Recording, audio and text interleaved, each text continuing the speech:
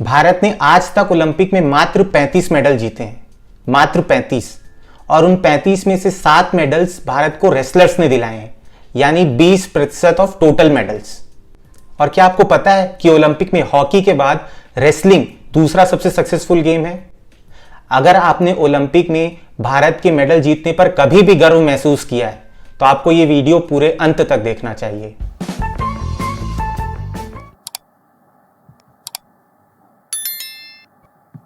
Hello दोस्तों, welcome back to the channel.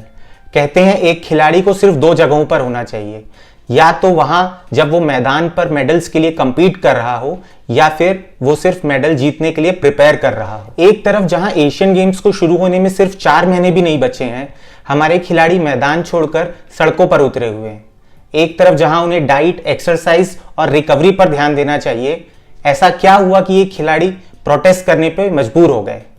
जी हां, हम बात कर रहे हैं रेसलर्स प्रोटेस्ट की। इस प्रोटेस्ट की शुरुआत दिल्ली के जंतर मंतर में 18 जनवरी 2023 को हुई। 30 रेसलर्स के साथ इस प्रोटेस्ट को लीड करने वाले 4 रेसलर्स हैं विनेश फोगट, जिनके नाम back to back 3 gold medal है कॉमनवेल्थ गेम्स में। दूसरी है साक्षी मलिक, जो ओलंपिक में रेसलिंग में मेडल लेने वाली एकमात्र महिला खिलाड़ी हैं। तीसरे हैं बजरंग पुनिया, जो 2020 ओलंपिक गेम्स में रेसलिंग में ब्रॉन्ज मेडल लेके आए। और चौथे हैं रवि दाहिया, जिन्होंने 2020 में ओलंपिक में सिल्वर मेडल दिलाया था भारत को। इनके प्रोटेस्ट करने का रीजन है WFI यानी रेसलिंग फेडरेशन ऑफ इंडिया के प्रेसिडेंट बृजभूषण सिंह के खिलाफ एक्शन। बृजभूषण सिंह जो बीजेपी से लगातार 5 बार से MP रह रहे हैं। रेसलर्स ने उनके ऊपर खिलाड़ियों को मेंटली टॉर्चर और सेक्सुअली हरास करने का इल्जाम लगाया। वो चाहते थे कि WFI के प्रेसिडेंट के पद से उन्हें हटाया जाए, उन्हें अरेस्ट किया जाए और WFI की बॉडी को सस्पेंड कर दिया जाए।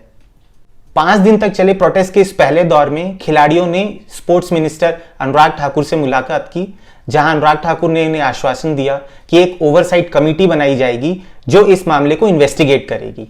उनके इस आश्वासन के बाद खिलाड़ियों ने अपना प्रोटेस्ट खत्म कर दिया और साथ ही साथ WFI को भी उसी वक्त सस्पेंड कर दिया गया। 23 जनवरी 2023 को एक ओवरसाइट कमेटी बनाई गई, जिसे लीड कर रही थी मैरी कॉम और प्रोटेस्टर विनेश फोगट की बहन बबीता फोगट। इस कमेटी ने अपनी इन्वेस्टिगेशन के बाद 5 अप्रैल 2023 को अपनी रिपोर्ट स्पोर्ट्स मिनिस्ट्री को सबमिट की और उस रिपोर्ट में बृजभूषण सिंह को क्लीन चिट दे दी गई थी। यह रिपोर्ट हालांकि पब्लिक नहीं की गई है। कमेटी की रिपोर्ट में क्लीन चिट मिलने के बाद रेसलर्स ने अपना प्रोटेस्ट वापस स्टार्ट करने का फैसला लिया। 23 अप्रैल 2023 को सारे रेसलर्स एक बार वापस जंतर मंतर पर इकट्ठा हुए और उन्होंने अपना प्रोटेस्ट स्टार्ट किया। 21 अप्रैल यानी प्रोटेस्ट शुरू होने के 2 दिन पहले कुछ महिला रेसलर्स ने दिल्ली के कनॉट प्लेस के पुलिस स्टेशन में जाकर भी पुलिस से अपनी शिकायत दर्ज की। उन्होंने बहुत से ऐसे इंसिडेंट बताए जहां पर बृजभूषण ने या तो वार्म अप या उनके ब्रीदिंग पैटर्न चेक करने के बहाने किसी न किसी तरीके से उनको हरास किया था। अब इंटरेस्टिंग बात यह है कि इतनी कंप्लेंट्स होने के बाद भी दिल्ली पुलिस ने बृजभूषण सिंह के खिलाफ कोई भी FIR अब तक दर्ज नहीं की थी। फाइनली 25 अप्रैल को सुप्रीम कोर्ट के डायरेक्टिव के बाद दिल्ली पुलिस ने 2 FIR दर्ज की। पहली FIR थी protection of children from sexual offence and दूसरा फॉर आउटरेजिंग मॉडेस्टी। रेसलर्स ने साथ ही साथ ये भी आरोप लगाया कि गवर्नमेंट ने उनके धरना स्थल की बिजली काट दी, पानी रोक दिया, वो सारे रास्ते बंद कर दिए जहां से कोई भी उनके प्रोटेस्ट को सपोर्ट करने पहुंच सकता था। अब क्योंकि अक्यूज्ड एक पॉलिटिकल पार्टी से बिलोंग करता है और स्पेशली BJP, तो इस प्रोटेस्ट में एक पॉलिटिकल एंगल आना तो जरूरी था। अब पॉलिटिकल पार्टीज का इन्वॉल्वमेंट तो समझ में आता है, पर फार्मर प्रोटेस्ट के नेता राकेश टिकैत का इससे क्या लेना देना है, ये समझ से परे है। पर वो इस प्रोटेस्ट का हिस्सा है। हालांकि वो कहते हैं कि उन्हें पॉलिटिकल माइलेज नहीं चाहिए, पर जहां पे भी पॉलिटिकल माइलेज दिखता है वहां पे वो प्रेजेंट जरूर होते हैं। अब इन प्रोटेस्टर्स यानी रेसलर्स को एक कमेटी एडवाइस कर रही थी।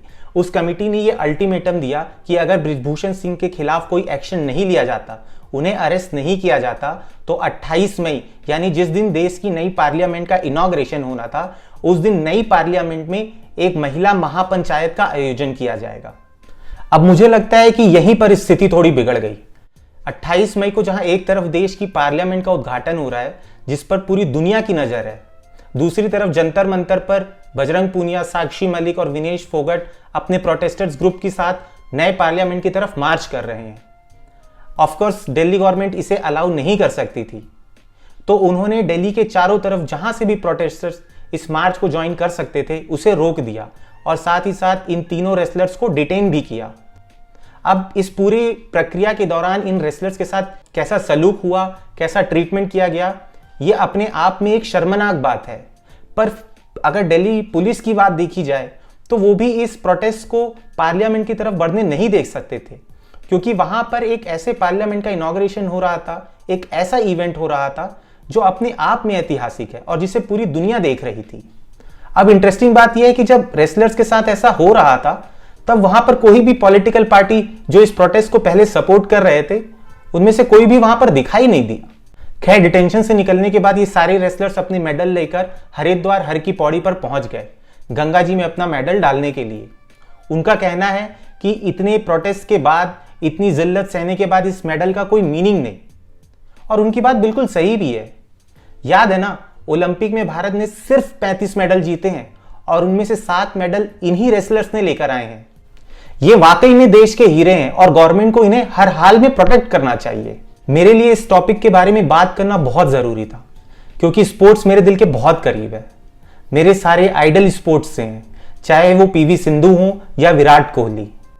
28 मई को जंतर मंतर पर खिलाड़ियों के साथ जो हुआ, शायद वो देश के इतिहास में किसी भी खिलाड़ी के साथ इतना शर्मनाक कभी नहीं हुआ होगा। कौन सही है और कौन गलत, ये अपनी जगह है, पर गवर्नमेंट को ये सोचना चाहिए कि ऐसी नौबत पैदा ही क्यों हुई जब एक मेडल जीतने वाले खिलाड़ी को सड़क पर उतरना पड़ा, अपने हक की बात करने, अपनी सुरक्षा की बात करने, और वो कैसे ये इंश्योर करे कि फ्यूचर में कभी एक खिलाड़ी को मैदान छोड़कर सड़क पर ना आना पड़े।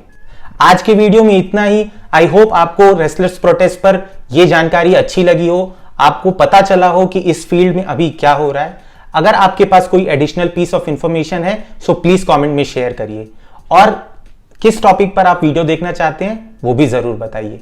Thank you for watching, see you in the next video.